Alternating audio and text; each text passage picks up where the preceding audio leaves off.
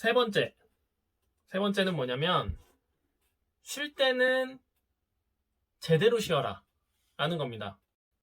저도 술을 좀 좋아하는 편이긴 한데, 공부하다가 주말에 술을 많이 마시면 그 다음날 몸이 체력이 회복이 될까요?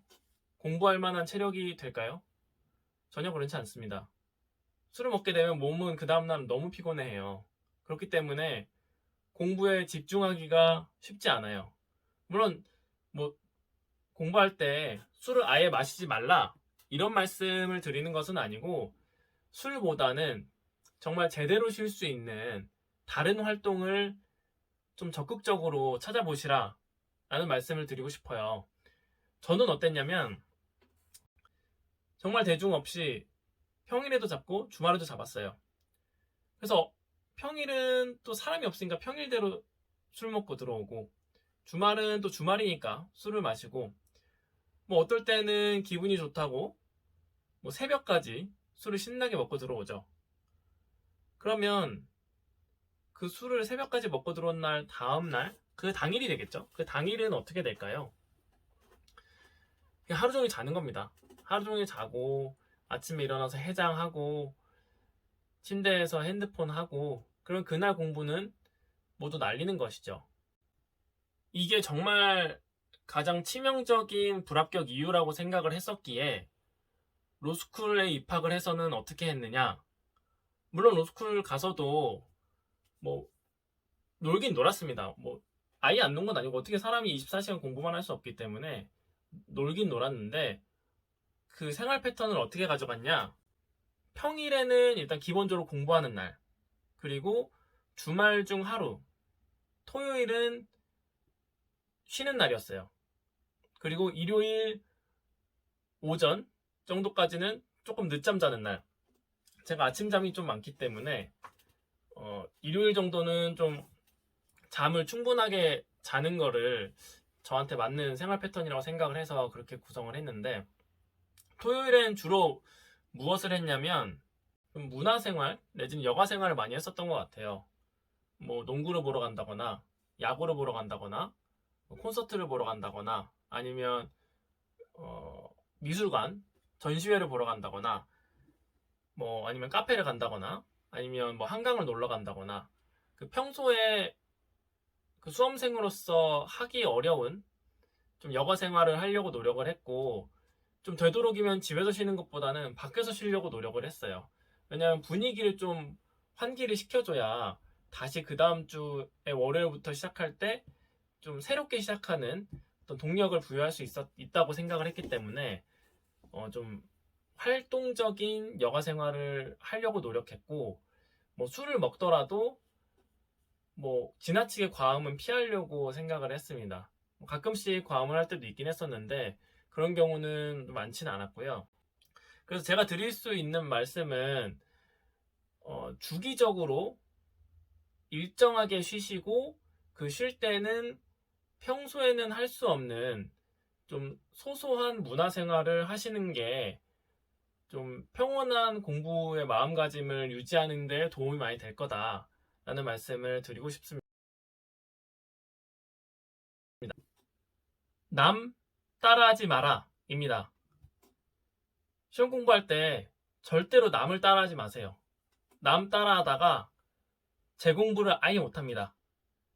이것도 제 경험에서 우러나온 건데, 제가 변리사 공부를 시작을 할 때 저희 이제 스터디원을 구성을 했었는데, 저희보다 공부를 잘하는 친구가 있었어요. 근데 이제 그 친구가 예를 들면 저희가 A 강사의 수험서를 보고 있었어요. 그런데 갑자기 그 친구가 B 강사의 수험서로 바꿔요. 근데 이 친구가 공부를 잘하는 친구야. 그럼 저희는 어떤 생각이 드냐? 불안해요. 이렇게 바꿔야 되나? 내가 가지고 있는 책이 별론가? 이 B 강사의 책이 좀 더 좋은가? 라는 그 불안함 때문에 공부가 잘 안 됩니다. 이 책을 믿지 못하게 돼요. 그러다가 결국 B라는 책을 바꾸죠. B라는 책을 바꿨는데 결국은 거기서 거기에요. 근데 생각해보면 이 시중에 수험서가 그렇게 차이가 있을까요? 모든 이 시중에 수험서를 만든 강사들도 정말 열심히 자료조사를 하고 뭐 내용을 보충해서 만들었을 텐데 대부분은 기출문제 내지는 일반적인 기본서를 바탕으로 만들었을 것이기 때문에 합격에는 크게 문제가 없습니다. 그래서 어떤 시험 공부 방법 내지는 수험서 내지는 뭐 메모 방법 내지는 뭐 암기 방법 이런 것들을 자신한테 적합한 걸 찾으시면 되지 무조건 남이 바꾼다고 그걸 따라 하시거나 아니면 나와 다른 방법을 쓰고 있다고 해서 불안해하지 마셔야 합니다. 그런 꼭 남을 따라하지 않더라도 본인한테 적합한 방법을 찾으시면 합격하는데 뭐 큰 어려움 없고요. 충분히 합격하실 수 있어요. 남의 방법, 남의 공부, 남의 실력 크게 개의치 마시고 본인의 스타일대로 본인의 공부만 우직하게 하시면 좋은 결과가 있을 것이라고 저는 확신합니다. 마지막 5번째입니다. 좀 멘탈과 관련된 부분인데 여러분의 가족과 주변 사람은 꼭 챙기시길 바랄게요. 수험 공부를 할 때는 이런 생각을 가지고 있었어요. 나는 시험 공부할 때는 없는 사람이다. 죽은 사람이다. 사회적으로 존재하지 않는 사람이다. 남들에게 친한 친구들이나 뭐 주변에 어떤 일이 생겨도 나는 시험 합격하고 나서 금이 환영해서 그 사람들한테 잘해줄 거야. 가족에게도 나는 합격해서 잘해줄 거야. 지금은 내 공부에만 집중할 거야. 라는 생각으로 수험 공부를 오랜 기간 힘들게 하시는 분들이 많아요. 그러면 주변을 신경을 안 쓰시고 오로지 공부에만 전념하신다고 마음을 먹으면 뭐 정말 의지가 강하신 분들은 그게 가능하실 수 있을 텐데 일반적인 분들은 더 힘들고 더 외롭고 오히려 더 집중이 안 됩니다. 근데 여러분이 공부를 하시는 근본적인 이유를 생각을 해보셔야 돼요. 저도 공부를 시작할 때 내가 왜 이 공부를 하지? 에 대한 근본적인 의문에 대해서 답을 내리지 않고 공부를 했었습니다. 지금 돌이켜보면 그래요. 근데 여러분 모두 저 깊은 마음속에는 이런 생각이 있을 겁니다. 누구보다 나 또는 내 주변 사람과 행복하게 살기 위해서 난 이 힘든 공부를 지금 잠깐이라도 하는 거야. 힘든 어려움을 참고 하는 거야 라는 생각을 갖고 하실 거예요. 힘든 공부를 뭐 평생 하고 싶으시지는 않을 거잖아요. 그렇다고 공부를 완전히 등한시하라는 게 아니라 주변을 챙길 수 있을 때 그 현실에도 어느 정도 해야 할 역할과 어떤 책임 내지는 관심 정도는 꾸준히 가져줘야 됩니다. 어떤 경우가 있었냐면 저와 같이 시험 공부하던 친구가 있었습니다. 2명 빼고 3명은 시험에서 탈락을 했는데 저희 스터디원들끼리는 사이가 매우 좋았어요. 저는 2년 동안 나름의 최선을 다했는데도 되지 않았다라는 잘못된 착각으로 이 시험판을 떠나게 되었고 그 친구는 다른 친구들은 1년 공부를 더 해서 결국 합격하게 되었고요. 근데 그 친구가 합격했다는 소식을 1년 뒤에 했을 때 저는 기쁘면서도 마음속으로는 부끄러웠어요. 왜냐?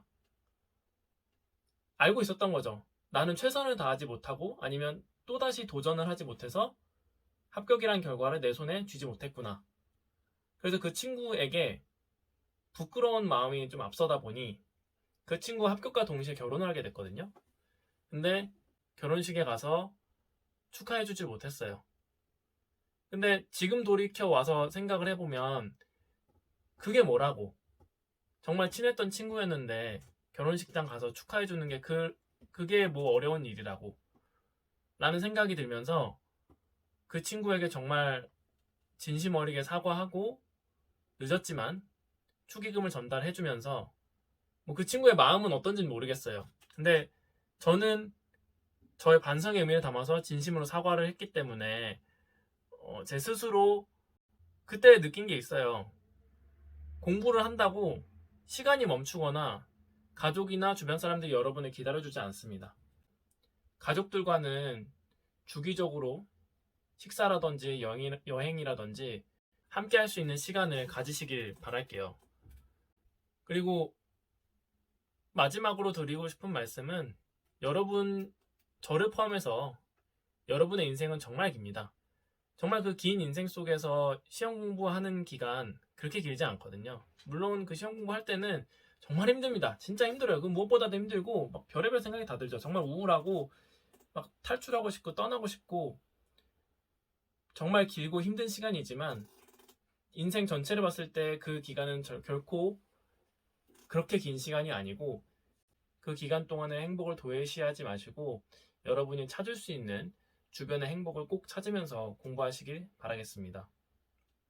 이상으로 여러분께 제가 하고 싶은 말씀 총 5가지, 불합격을 피하는 5가지 방법을 말씀드렸고, 제가 직접 경험했던 어떤 상황들을 여러분께서 참고하셔가지고 도움이 되셨으면 합니다.